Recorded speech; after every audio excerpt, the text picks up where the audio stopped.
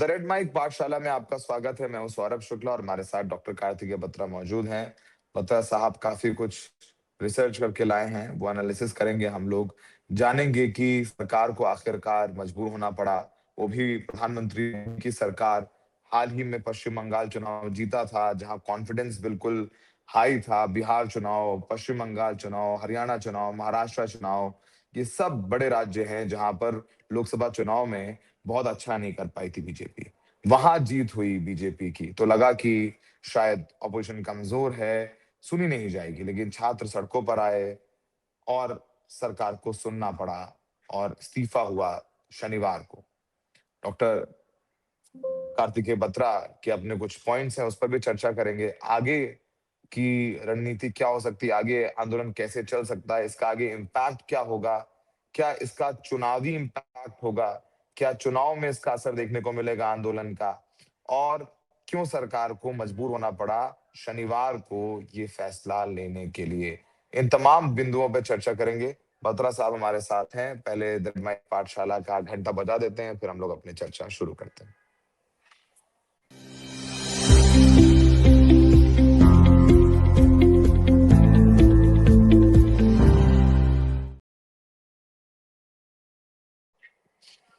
तो घंटा बज गया है। बत्रा साहब, अब भी बहुत सारे डिटेंशंस हुए हैं पटना में, बहुत डिटेंशंस हुए हम्म। हैं असम में। अभी कॉकरोच जनता पार्टी ने भी बयान भी दिया है कि नड्डा जी ने और जितेंद्र सिंह ने ये हमें आश्वासन दिया था कि कोई केस मुकदमे एफआईआर नहीं होगा और आप अपने वादे पर कायम रहिए। ये सब सारी बातें हो रही हैं कि 47 की तस्वीरें आई हैं।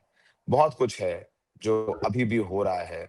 आग तो बुझी है, लेकिन अभी भी धुआं तो कुछ चीजें हैं जहां से निकल रहा है। आपका ओपनिंग रिमार्क दीजिए, फिर हम लोग एक एक सवालों पर चलते हैं। नहीं सौरभ, ये ओपनिंग रिमार्क तो यही होगा कि पहली बात तो आपको बहुत बधाई हो, इतनी जबरदस्त आपने रिपोर्टिंग जमीन से करी। बहुत प्यार भी मिल रहा है आपको और आर्यन को भी मिल रहा है, रेड माइक को मिल रहा है, और ऐसे वो सारे जर्नलिस्ट जिन्होंने इसको कवर किया, बहुत मेहनत करी, उन सबको बहुत प्यार मिल रहा है। तो पहले बात तो आपको बहुत बहुत बधाई हो। हमने भी एक शो किया जंतर मंतर से, जिसको भी बहुत प्यार मिला, तो उसमें संयोग से शरद शर्मा जी भी आ गए। तो पहला रिमार्क सौरभ ये होगा कि ये एक बड़ा मोमेंट था भारत की राजनीति में। पिछले अगर आप 12 साल की राजनीति देखें तो सरकार बहुत ही कम मुद्दों पर पब्लिक प्रेशर में झुकी है। और रेजिग्नेशन की अगर हम बात करें तो एक एमजे अकबर का रेजिग्नेशन अगर छोड़ दें, जो मीटू मूवमेंट के टाइम हुआ था, ये सबसे बड़ा रेजिग्नेशन है, या सबसे बड़ा एक साइन है कि मतलब सरकार ने ना केवल पब्लिक प्रेशर में आए, उन्होंने अपने एक मंत्री को भी कहीं ना कहीं सैक्रिफाइस किया पब्लिक प्रेशर में आके। इसके पहले अगर हम देखें, सरकार ने विड्रॉ कब किया है? फार्म लॉ पे विड्रॉ किया है। एक जो एससी एट्रोसिटीज बिल का जो जजमेंट आ गया था, उसको वापस लेने के लिए विड्रॉ किया। लैंड एक्विजिशन पे विड्रॉ किया। तो सरकार ने स्ट्रेटेजिक रिट्रीट्स दिखाई हैं, लेकिन ये भी क्लैरिटी थी कि हम जो कर रहे हैं हमें पता है, हम अपने किसी व्यक्ति का बलिदान कभी नहीं देंगे। हाँ, कभी कभी हम स्ट्रेटेजिकली रिट्रीट कर जाएंगे, बाद में फिर देखेंगे। पर ये आंदोलन शुरू होता है, और किसान आंदोलन को देखिए आप, तकरीबन 1 साल से ऊपर लग गया था अपनी बात मनवाने में। ये आंदोलन 20-22 दिन में सफल हो गया, और इसके एब्स एंड फ्लोज तो हमने बहुत करीब से देखे हैं। आप मुझसे ज्यादा जंतर मंतर पे थे, मैं थोड़ा कम था, हमारे मित्र थे और भी घूम रहे थे जंतर मंतर पे। तो एब्स एंड फ्लोज बहुत रहे इस मूवमेंट में। लेकिन मैं सौरभ, शुरुआत आज की इस बात से करना चाहूंगा कि ये क्यों फैसला सरकार ने लिया, उसका थ्योरेटिकली एक्सप्लेनेशन, जिस पर हम लोग थोड़ी रिसर्च भी कर रहे हैं, मैं और मेरे कुछ कॉलीग्स। आपकी इजाजत हो तो मैं वो पहले समझाना चाहूंगा, प्लीज क्योंकि प्लीज। मुझे लगता है सौरभ, देखिए, अंततः ये सरकार किस चीज से सबसे ज्यादा डरती है? वो है चुनाव हारने से। और चुनाव क्या होता है? मत होता है लोगों का। जो इशू जितने बड़े पॉपुलेशन सेगमेंट को इंपैक्ट करेगा, उसका इंपॉर्टेंस उतना बढ़ता जाएगा, और वो इलेक्टोरल कैलकुलस में, इलेक्टोरल अरिथमेटिक में उतना इंपॉर्टेंट होता जाएगा। हमने जब बात करी ऐसे मुद्दों की जिसका जैसे कैन और बेतवा का मुद्दा है मध्य प्रदेश में, ठीक है, वो मुद्दा क्यों नहीं बन पाता? क्योंकि शायद उसकी जो इम्पैक्ट है वो इतना बड़ा नहीं है जो इलेक्टोरली सरकार को संवेदनशील होने पर मजबूर करते। या ऐसे कई और मुद्दे आप देखिए। ऐसा नहीं है कि गुजरात में सब कुछ परफेक्ट चल रहा है, ऐसा नहीं है कि महाराष्ट्र में सब कुछ परफेक्ट चल रहा है, ऐसा नहीं है कि दिल्ली सरकार, दिल्ली में तो हम सब रहते हैं, देखते हैं, सड़कें खुदी हुई हैं, हवा की प्रॉब्लम है, मुद्दे हैं। लेकिन यूजुअली क्या होता है, मुद्दों की जो अपील है वो एक बहुत ही नैरो डेमोग्राफिक में रहती है, या ऐसे कहें कि इलेक्टोरली इरेलेवेंट होता है मैथमेटिकली सरकार के लिए। एक फंक्शनल डेमोक्रेसी में छोटे से छोटा मुद्दा भी एड्रेस होना चाहिए, एक प्रॉपरली फंक्शनल, चाहे सिर्फ 10 लोग भी खड़े क्यों ना हो जाए। लेकिन इस सरकार की प्रवृत्ति ऐसी है कि वो एक क्रिटिकल मास की वेट करती है। जब कोई मुद्दा एक क्रिटिकल मास क्रॉस कर जाता है और खासकर सरकार के अपने वोटर पे जब बात आ जाती है, तब जाके ये सरकार एक्शन में आती है। आप देखिए, ये जो मुद्दा है नीट का, और मैं इस पर और एक्सपैंड करूंगा कि कैसे ये नीट का केवल मुद्दा नहीं था, ये यूथ का एक फ्रस्ट्रेशन था और एंजाइटी थी बहुत सारे मुद्दों पर, वो हम नहीं, शायद आगे चर्चा करें। वो तो चूंकि उसमें नीट के अलावा बीपीएससी के छात्र, एसएससी के छात्र गुजरात से, पूरे मुल्क से आए हुए थे, क्योंकि स्टेट एग्जामिनेशंस में भी पेपर लीक की अ, तमाम मामले सामने आते हैं, ज्वाइनिंग नहीं आ रही है, अग्निवीर वाले भी आए, तो वो पूरा यूथ एक एक मंच पर आ गया। भले ही शुरुआत वो नीट के तौर पर हो, और वो सब बच्चे वहां पर मौजूद थे जिनसे हमने बात की, उन्होंने बताया भी कि वो किसके छात्र हैं, किस लिए आए हैं वहां पर। जी बत्रा साहब। आपको मैं एक खबर दे दूं आपके ऑडियंस के लिए, पिच अगले एपिसोड की, हमारे अगले 2 एपिसोड में से एक एपिसोड की। मैं और मेरी टीम एक डेटाबेस पे काम कर रहे हैं जिसमें हम बिहार और महाराष्ट्र, 2 बड़े राज्य, उनमें जितने भी स्टेट कमीशन के एग्जाम्स लीक हुए हैं उन पर हम रिसर्च कर रहे हैं। तो जब वो डेटाबेस तैयार हो जाएगा तो हम उस पर भी एक शो करेंगे, जिसका आपने अभी जिक्र किया, जो ये बीपीएससी, समझाएंगे कि जो एक होता है एकेडमिक एग्जाम, कि आपने तैयारी करी, आपने एग्जाम दिया, कॉलेज में भर्ती हो जाएगी। ये हैं गवर्नमेंट जॉब्स के एग्जाम्स, ये एक अलग श्रेणी में आते हैं कि आपने एग्जाम पार कर दिया, आपको सरकारी नौकरी मिल जाएगी। तो उस पर हम एक अलग चर्चा करेंगे, जरूर करेंगे। पर सौरभ, जैसे कि आपने जिक्र किया, फंडामेंटल जो एंग्स थी वो अपने आर्थिक भविष्य को लेकर है। जो स्टूडेंट्स हैं उनको पढ़ाई, जो एस्पिरेंट्स हैं उनकी आगे ज्वाइनिंग, और जो प्राइवेट सेक्टर के लोग हैं, ऐसा नहीं है कि जो प्राइवेट सेक्टर के लोग हैं वो बहुत मतलब अच्छी सिचुएशन में है। हम ये जानते हैं कि एक एम्प्लॉयमेंट का क्राइसिस है। तो ये सब मुद्दे जब जुड़ गए तो फिर ये बात नहीं रही कि ये तेरा वोट है या ये मेरा वोट है, किसका वोट कट रहा है। जब किसान आके बैठते हैं बॉर्डर पे, तो आप कुछ कुछ डिविजन्स करके उसको सिख, हिंदू, खालिस्तानी, नॉन खालिस्तानी करके एक तरह का वोटर अपने पास ले आते हैं और एक तरह का वोटर वहां भेज देते हैं। और आप कहते हैं कि चलिए डैमेज मेरा मिनिमाइज हो गया, मैं फिर भी जीत जाऊंगा। उत्तर प्रदेश में हम बोलते थे ना कि जाट नाराज है, असल में सौरभ ये था कि गन्ने की बेल्ट के जाट नाराज थे, आलू की बेल्ट के जाट नाराज नहीं थे। तो अगर आप 2022 का चित्र देखें यूपी के इलेक्शन का, तो जो गन्ना बेल्ट है वहां पे बीजेपी हारी, लेकिन जो आलू बेल्ट है वहां बीजेपी जीत गई। तो लेकिन ये जो मुद्दा था, ये इतना, इसको हम क्रॉस कटिंग मुद्दा कहते हैं कि ये ना इस तरफ का है सिर्फ, ना उस तरफ का है, ये धर्म, जाति, संप्रदाय के ऊपर का मुद्दा है, क्योंकि युवा हर तरफ बैठा हुआ है। और चाहे वो गरीब हो चाहे वो अमीर हो, नीट एक ऐसा एग्जाम है जो गरीब को एस्पिरेशन देता है और जो अमीर है उसको स्टेटस सिंबल देता है कि मैं एक बहुत बढ़िया कॉलेज में जाके मेडिकल की तैयारी करूंगा। जी। तो ये जब क्रॉस कटिंग मुद्दा बना, तो डेंट केवल उस तरफ से नहीं इस तरफ से भी आ रहा था। मतलब बीजेपी को केवल ये डर नहीं था कि हमारे विपक्ष का वोट कंसोलिडेट हो रहा है, उनको ये भी डर हो गया कि हमारा अपना वोट टूट रहा है। और इसके बहुत से एविडेंस देखिए, वो क्वांटिफाई तो नहीं कर सकते, बट जो हमें एनेक्डोट्स मिले कि बीजेपी नेता के बच्चे आ रहे हैं, अपर कास्ट अरे, पेरेंट्स के बच्चे आ रहे हैं। अपर कास्ट नहीं, देखिए अब सर, देखिए फिर वो आप अपराजिता सारंगी बीजेपी की सांसद या हैं, उनकी बेटी और उनकी माँ बहुत समर्थक है धर्मेंद्र प्रधान की। उनकी बेटी ने समर्थन दिया, स्टेटस लगाया, और ये तक कहा कि धर्मेंद्र प्रधान साहब के जो पीए हैं उनको डिलीट करने के लिए कह रहे हैं स्टेटस, और मैं डिलीट नहीं करूंगी।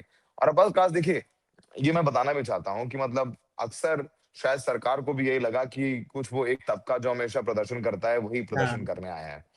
क्योंकि जब माँ बाप से लड़के बच्चे आए हैं और मास्क लगाकर आ रहे हैं वहां पर, आपको डॉक्टर्स, सरकारी अस्पतालों के डॉक्टर्स, अपोलो के डॉक्टर्स, मैक्स के डॉक्टर्स, सरदार पटेल संस्कृति जैसे स्कूल के टीचर्स, मॉडर्न स्कूल के टीचर्स, स्टूडेंट्स, मतलब ऐसा हमें किसी तबके का बच्चा या व्यक्ति नहीं मिला जिसको मैं ये कह दूं कि ये विशेष धर्म का है या विशेष जाति का है, विशेष एग्जैक्टली। मजहब का है, तो मतलब ऑल अक्रॉस। और एक बात ये भी है कि मतलब जिनको भी 12 साल में न्याय नहीं मिला, चाहे वो सीएए का आंदोलन हो, चाहे वो किसान हो, चाहे वो छात्र हो, क्योंकि बिहार में तो बीपीएससी के छात्र और प्रयागराज में भी छात्र लगातार प्रदर्शन करते ही रहे हैं, लखनऊ में कर दे प्रदर्शन रहे हैं। करते ही रहे हैं। तो ये जब एक मंच बन गया, देखिए टर्निंग पॉइंट क्या है? टर्निंग पॉइंट है कि आपने मारा क्यों? आपने बुरी और तरह वांगचुक मारा। जी को उठाया जिस तरीके से और मारा क्यों, ये दो चीजें और मारना साथ एक में। अलग होता है, मारना एक अलग होता है और एक होता है आपको गुस्सा निकालना। पैलेट गन का इस्तेमाल किया गया। शायद हम्म। पहली बार होगा हमारे आजाद भारत के इतिहास में कश्मीर के बाहर पैलेट गन का इस्तेमाल किया गया, और कश्मीर में भी क्यों किया गया अलग बात है। एक की आंख चली गई, एक हमारे फ्रेटर्निटी आउटलुक एक जर्नलिस्ट है, उनको भी लगा है पैलेट गन करंट। तो ये सब सारी चीजें जब होती हैं, ये तस्वीरें जब आती हैं, तो फिर मतलब आप क्यों नहीं आओगे? और आना भी चाहिए। तो वो शायद एक नहीं, बहुत बड़ी वजह थी। अपनी बात सौरभ, पूरी करिए प्लीज। मैंने अपर कास्ट का जिक्र इसलिए बस किया, मैंने ये नहीं कहा कि सिर्फ अपर, मैंने कहा सब आए, इंक्लूडिंग जो सबसे पक्का वोटर भी माना जाता है बीजेपी का, फॉरवर्ड, जनरल या अपर कास्ट, जो भी आप उसको कहना चाहें। तो जो आप कह रहे हैं मैं उससे अग्री करके मैं तो ये पॉइंट हाईलाइट कर रहा था कि जिसको बीजेपी शायद ग्रांटेड वोटर भी ले लेती, वो वोटर भी हम्म। नाराज होकर आ गए। मैं आपको एक और इसका एक जी। डेटा पॉइंट देता हूँ। देखिए, सी वोटर बहुत सारे सर्वेज करता है अक्रॉस द ईयर, है ना। तो हम्म। जब आप कोई पोलराइजिंग इशू देते हैं ना, तो एनडीए के वोटर और इंडिया के वोटर अलग अलग दिशाओं में जाते हैं। जैसे जी। एक सवाल था पिछले मूड ऑफ द नेशन में कि क्या मोदी सरकार ने भारत में सांप्रदायिक शांति को बनाए रखने के लिए ठीक ठाक कदम उठाए हैं या नहीं। तो जी। उसमें बहुत बड़े तबके एनडीए के वोटर ने कहा जी हाँ उठाए हैं, और एक तबके ने कहा कि इंडिया के एक छोटे तबके ने कहा कि हाँ उठाए। तो वो जो गैप था ना, पोलराइजेशन ज्यादा थी उसमें। वो एक हम्म। पोलराइजिंग मुद्दा है कि इंडिया का वोटर बोलेगा नहीं आपने काफी नहीं किया है, एनडीए का वोटर बोलेगा नहीं आपने काफी किया है।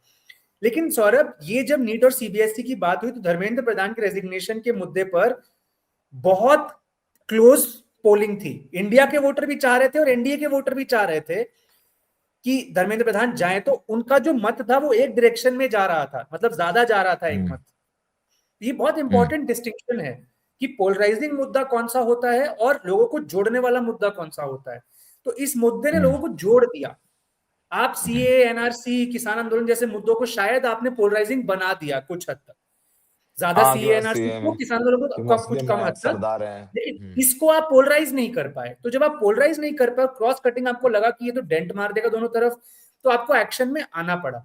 और साथ ही साथ सौरभ, जिस दिन इसमें पॉलिटिकल तड़का लग गया, कांग्रेस, समाजवादी पार्टी, ये सब मैदान में आ गए, तो उसके बाद पूरे पूरे चांसेस थे कि ये ना केवल एक सामाजिक मुद्दा, ये एक पॉलिटिकली एक्सप्लोसिव सिचुएशन भी बन सकती थी। तो कहीं ना कहीं मूड को देखते हुए सरकार ने ये एक फैसला लिया जिसको हम अनप्रेसिडेंटेड मान रहे हैं। हालांकि 2014 से पहले रेजिग्नेशंस डेमोक्रेसी का एक अहम हिस्सा हुआ करते थे। कोई सरकार इस बात में गर्व नहीं लेती थी कि हमारे यहाँ रेजिग्नेशंस नहीं होते। आप यूपीए 2 में देखिए, यूपीए 1 में देखिए, उसके पहले नीतीश कुमार जब रेल मंत्री थे एनडीए की सरकार में, उसके पहले जाइए लाल बहादुर शास्त्री थे अरे मंत्री, शिवराज उन्होंने पाटिल, शिवराज नहीं, पाटिल। वो तो यूपीए 1 यूपीए 2 मैंने बोल ही दिया। यूपीए 1 में जब 26/11 के अटैक हुए, विलासराव देशमुख को हटाया गया, आर आर पाटिल को हटाया गया, वो अलग बात है, उनको फिर रिहेबिलिटेट कर दिया जाता है, किसी को केंद्र मंत्री बना दिया जाता है, किसी को अपने राज्य में कोई और मंत्रालय दे दिया जाता है। पर एक एक सिंबलिज्म रहता था। अब वो सिंबलिज्म में लगता है कि सरकार को अपनी हार लगती है, बट इसीलिए ये डिसीजन बहुत बड़ा और मोमेंटस है। आगे की जो राह है वो मुझे लगता है, लेकिन अभी भी हमें थोड़ी चर्चा और करनी पड़ेगी कि उसमें क्या हम एक्सपेक्ट कर सकते हैं। देखिए अभी चूंकि देखिए कुछ चीजें जो अभी हमें लग रहा है कि होने वाली हैं। पहली बात तो कि अब एक वॉलंटियर्स की टीम बन गई है। दूसरी बात है कि छात्रों को ये लग रहा है कि कुछ वो कर सकते हैं, और वो हम ये कर सकते हैं, और किसी ने एक्सपेक्ट नहीं किया था कि ये हो जाएगा। तीसरी बात है कि सरकार को सोशल मीडिया को इतनी हल्के में नहीं लेना चाहिए। चौथी बात है कि जो अक्रॉस मीडिया, चाहे वो न्यूज़ चैनल्स हों, चाहे वो अखबार हों, चाहे वो डिजिटल चैनल्स हों, उन्हें अपना कोर्स करेक्शन करने की ज़रूरत है कि वो कहीं न कहीं रिलेवेंट ना हो जाएँ। विपक्ष ने भी कोर्स करेक्शन किया। आप देखेंगे 20 तारीख के बाद 21 तारीख को राहुल गांधी जाकर के बैठ जाते हैं प्रधानमंत्री के घर के बाहर, उनके साथ में प्रियंका गांधी, अखिलेश यादव वगैरह भी रहते हैं। और जिस तरीके से वो रेजिस्टेंस दिखाते हैं, जिस तरीके से राहुल गांधी गिर जाते हैं, प्रियंका गांधी को भी घसीटा जाता है, वो बस में चढ़ने को तैयार नहीं थी। हम लोग वहां मौजूद थे और हम लोगों ने लाइव रिपोर्ट किया है सब कुछ। तो विपक्ष भी साथ आया छात्रों की, और वो दबाव कलेक्टिव आया और ये इस्तीफा हुआ। बत्रा साहब, इतने सालों में हमने देखा है कि इंडिया अगेंस्ट करप्शन का खामियाजा ये हुआ कि देखिए, एक होता है कि जमीन पर तो एक अचीवमेंट है, एक होता है परसेप्शनल लॉस। लोगों के जहन में क्या है? क्या वो इतने नाराज हो गए हैं कि अब वो वोट नहीं देंगे बीजेपी को? वो एक बहुत बड़ा सवाल है। चुनावी परिणाम क्या देखते हैं कि क्या, अगर आप इंडिया अगेंस्ट करप्शन से हम लोग इसको रिलेट कर रहे थे, और करना भी चाहिए, क्योंकि जो हम जब हम उस उम्र में थे तब इंडिया अगेंस्ट करप्शन आया चल रहा था, और हमारी उम्र के तमाम लोग एंटी कांग्रेस हो गए। भले ही वो प्रो बीजेपी ना रहे हो, एंटी कांग्रेस हुए, क्योंकि उनको लगा कि कांग्रेस भ्रष्ट है, और 24 घंटे टीवी न्यूज चैनल पे 2G, CWG, तो ये सब चलता रहता था। कोल स्कैम, मनमोहन सिंह को मनमोहन सिंह, और बहुत सारे मीम्स उस समय बनते हैं जैसे बन सकते थे। आज वही हम देख रहे हैं कि मिलेनियल्स की जगह वो जेन जी है। इलेक्शन में क्या इम्पैक्ट आपको लगता है होगा? इस पर आप लोग सर्वे भले ही बाद में करेंगे, लेकिन अभी आपको क्या लगता है on a face of it? Saurabh, पहले तो मैं बता दूं कि वॉलंटियर्स की फौज बन गई। आपने एक पक्ष बताया कि मोबिलाइजेशन हुई, छात्रों को पावर मिली और वॉलंटियर्स की फौज बन गई, लेकिन मैं जिस बात से घबरा रहा हूं वो ये है कि अब सरकार भी ज्यादा चौकन्नी हो जाएगी। और हमारे पास ग्लोबल ट्रेंड्स ये बताते हैं कि जब सरकारें प्रोटेस्ट को लेकर चौकन्नी होती हैं तो वो रिएक्टिव नहीं, प्रिवेंटिव हो जाती हैं। प्रिवेंटिव हम्म। मतलब आपकी सर्वेलेंस बढ़ सकती है, आपके मतलब जिस तरीके से वो चाहेंगे कि यहां तक नौबत ही ना आए कि जंतर मंतर को घेराव हो जाए। तो अगर हम्म। कुछ सिमर कर रहा है तो उसको कैसे पहले ही काट दिया जाए। तो हम्म। मेरे को पहली बात तो ये हमें ये नोटिस करना होगा अगले कुछ दिनों में, क्योंकि देखिए जब भीड़ थी तो सरकार के भी हाथ बंधे हुए थे, लेकिन अब जब सब बच्चे अपने घर चले जाएंगे, सर्वेलेंस हम्म। फुटेज निकलेगी, उसके बाद क्या हम्म। एक्शन होता है, क्योंकि अब ये आइसोलेटेड केसेस होंगे, अब इंटरकनेक्शन नहीं होगा। मान लीजिए कोई लड़का झारखंड या बिहार से आया था, उसके घर पुलिस पहुंच गई, तो वो सौरभ दास को तो फोन नहीं कर पाएंगे ना। और हम्म। बिहार ऐसा राज्य भी नहीं है कि जहां पे आपको कोई ऐसी लॉयर्स का एक एसोसिएशन मिल जाए जो आपको रिप्रेजेंट करे प्रो बोनो। शायद हो, नहीं, बट देखिए, अब माय इन लोगों ने चांसेस इन लोगों ने इन दिल्ली। लोगों ने लॉयर्स की एक टीम बनाई हुई है। और जैसे भी बिहार में और करेक्ट। असम में डिटेंशन हुए हैं, वो लोग बात करें, इनफैक्ट कल ये लोग कपिल सिब्बल से भी मिल के आए हैं। और शायद देखिए, ये जनरेशन है वो हमसे, क्योंकि मेरे को लगता था, हम जर्नलिस्ट को लगता है कि हम बहुत समझदार हैं, हमें सब पता है। पर मैं इन लोगों के नजदीक रह करके देख के, इनको हमसे ज्यादा प्लानिंग है, लॉयर्स की टीम इनकी है। और इनफैक्ट अभी सोशल थोड़ी देर पहले सौरभ दास ने ये बाकायदा एक बहुत बड़ा एक्सपर्ट पोस्ट किया है कि आपने एक लिखित आश्वासन दिया था, और ट्यूसडे को आप हमें उसकी डिटेल्स दे रहे हैं कि आप किसी को कोई डिटेंशन है, किसी पर एफआईआर नहीं होगी। तो मुझे लग रहा है कि इन लोगों को लगता है कि वापस से कुछ खड़ा कर सकते हैं। और आप कितना सौरभ, मारेंगे, जितना आप मैं छात्रों मैं को मारेंगे उतना आपसे रोष होगा। मैं आपसे अग्री कर रहा हूं कि उन्होंने प्लान किया होगा, ये इन्होंने सिस्टम बनाया भी हुआ होगा। My hmm. Simple point is कि आप लॉयर भी दे दें, लेकिन एक गरीब व्यक्ति के लिए हाँ, वो बहुत जो मुश्किल है। वो जो बिल्कुल। प्रोसेस है वही पेनफुल हो जाता है। तो मैं बस ये बिल्कुल। कह रहा हूं कि these are some things to look out for in the near future. जी, बिल्कुल। बिल्कुल। मतलब ये बिल्कुल। इससे बिल्कुल। आंखें नहीं मोड़ सकते, पहली बात। दूसरी बात जो मैंने जिक्र किया सौरभ, नीट एक फ्लैश पॉइंट बना, पर जो यूथ के मुद्दे हैं, और यूथ में बार बार बोल रहा हूं सौरभ, एक डेटा पॉइंट दूं आपको मैं, आपका दिमाग एकदम मतलब चौंक जाएगा। 2025 की एक सरकार का अपना एडमिशन है भारत में, क्योंकि सेंसस तो हुआ नहीं, 35 साल की उम्र के 65%, मतलब हमारी पॉपुलेशन जो है वो 35 साल से कम की है। हम्म।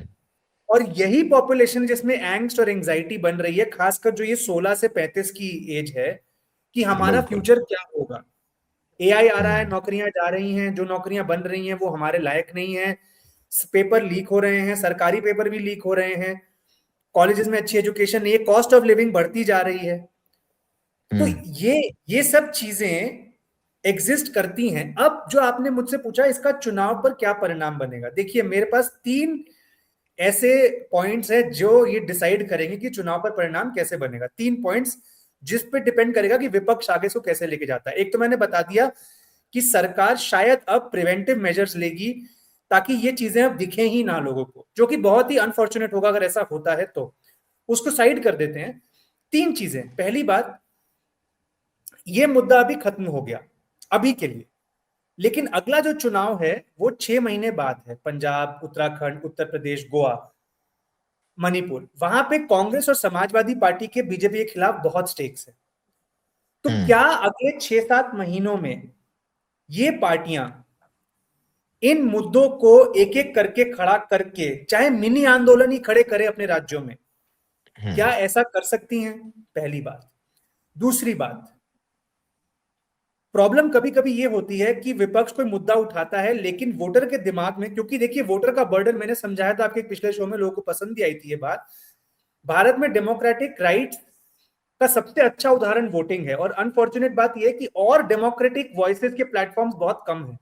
तो जो वोटर है हम्म। ना, जो गरीब वोटर है, उसके एक वोट पर उसके 10 मुद्दे डिपेंडेंट है, क्योंकि उसके हम्म। पास और मुद्दों के लिए प्लेटफॉर्म नहीं है, तो वो एक वोट से बहुत कुछ डिसाइड करता है। तो हम्म। क्या आप उन जो वोटर्स अभी बीजेपी के साथ जुड़े हैं, उनके वोटर्स में इन मुद्दों को टॉप प्रायोरिटी बना सकते हैं? जब हम्म। आप रिलेटेबिलिटी बनाएंगे उन मुद्दों की रोजमर्रा के जीवन से, तो ये हो सकता है, लेकिन ये नैरेटिव बिल्डिंग बहुत इंपॉर्टेंट होगी। 2011-12 फिर मैं आपको ले चलता हूं, जिस हम्म। तरीके से करप्शन और महंगाई को जोड़ा गया, करप्शन हम्म। और जीडीपी ग्रोथ को जोड़ा गया, अगर केवल करप्शन होती और इकोनॉमी सही चल रही होती, शायद यूपीए का इकबाल इतना ना गिरता। पर करप्शन हम्म। भी थी, करप्शन का एक परसेप्शन भी था, जैसे कि आपने उस दिन मुझे टोका भी था कि करप्शन का हम्म। परसेप्शन भी था और हम्म। आर्थिक मिसमैनेजमेंट भी थी, तो वो जुड़ गई दोनों चीजें।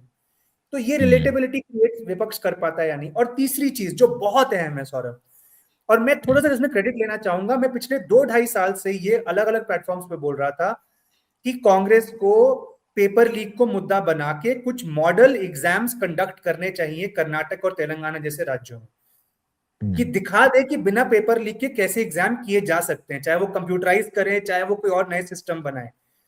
मेरा हम्म। मतलब ये है, आप केवल मुद्दा उठा के नहीं बैठ सकते, आपको एक ब्लूप्रिंट देना है कि आप उसे कैसे सॉल्व करेंगे। फिर जाइए हम्म। वापस 2014 में, उस समय यूपीए का इकबाल कम था, लेकिन अगर गुजरात मॉडल की इतनी हाइप ना होती कि देखिए हम्म। गुजरात में सब चंगा है, तो हम्म। शायद बीजेपी को इतनी प्रचंड बहुमत नहीं मिलती। तो आपने चाहे मार्केटिंग से चाहे असल में एक मॉडल दिखाया कि प्रॉब्लम है दिल्ली में, देखिए हमने गुजरात में ऐसे सॉल्व करी है, अगर हम दिल्ली में आ गए तो हम इसको ऐसे सॉल्व करेंगे। तो ये तीसरी पंक्ति बहुत इंपॉर्टेंट है। अगर कांग्रेस को उत्तराखंड जीतना है मान लीजिए, और उत्तराखंड में युवाओं के बहुत सारे मुद्दे हैं, तो केवल मुद्दे उठाने से बात नहीं बनेगी। कांग्रेस को एक ब्लूप्रिंट देना पड़ेगा कि सोशल सिक्योरिटी और ग्रोथ दोनों को हम कैसे लाकर, और कहां हमने ये किया है, तेलंगाना में किया है, कर्नाटक में किया है, हिमाचल में किया, कुछ ऐसे उदाहरण देने पड़ेंगे और दिखाना पड़ेगा कि हम इसके काबिल हैं। हम्म।